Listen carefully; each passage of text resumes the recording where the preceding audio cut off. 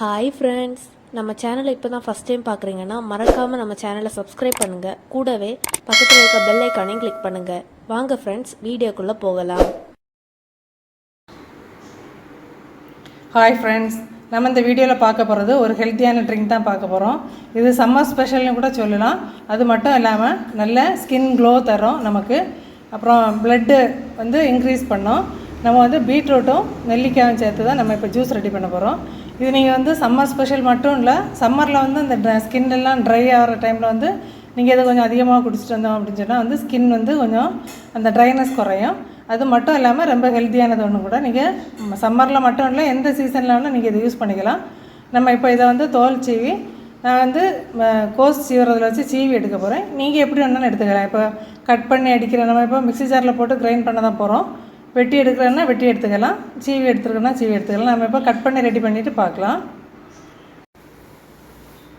நம்ம இப்போ பீட்ரூட்டும் நெல்லிக்காயும் சீவி எடுத்தாச்சு. பீட்ரூட் ஒரு 2 மீடியம் சைஸ் பீட்ரூட் எடுத்துருக்கோம். நெல்லிக்காய் ஒரு 5 எடுத்துருக்கேன். நம்ம 4 கப்பு ஜூஸுக்கு கரெக்டான அளவாக இருக்கும்.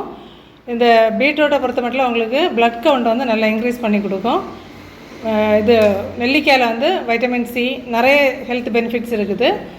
நம்ம டெய்லி ஒரு ஆப்பிள் தின்ன அளவுக்கு ஒரு நெல்லிக்காயில் சத்து இருக்குது. நம்ம டெய்லி ஒரு நெல்லிக்காய் வெறுமனே சாப்பிட்டாலே நல்ல ஹெல்த்துக்கு நல்லது. இப்போ நம்ம இதை பிளெண்ட் பண்ணி எடுத்துகிட்டு வந்துடலாம். இப்போ நம்ம பிளெண்ட் பண்ணி எடுத்துகிட்டு வந்தாச்சு. இப்போ இதை ஃபில்டர் பண்ணி எடுத்துடலாம்.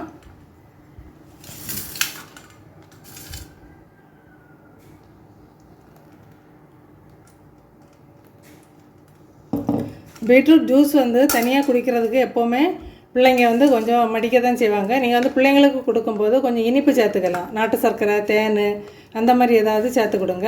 மற்றபடி பெரியவங்களுக்கு கொடுக்கும்போது உப்பு சேர்த்து கொடுத்தாலே போதும். இப்போ நம்ம இதை ஃபுல்லாக வடிகட்டிட்டு பார்க்கலாம். நம்ம இப்போது பீட்ரூட் ஜூஸை சர்வ் பண்ணிடலாம்.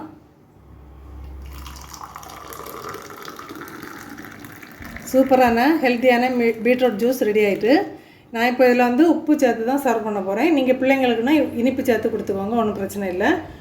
அதே போல் நம்ம அதில் ஃபில்ட்ரு பண்ணி எடுத்த சக்கையை வேஸ்ட் பண்ணாமல் ஃபேஸுக்கு அப்படி இல்லைன்னா கைக்கு அந்த மாதிரி நல்ல ஒரு ஸ்க்ரப்பராக யூஸ் பண்ணிக்கலாம். வேஸ்ட் பண்ணாதீங்க.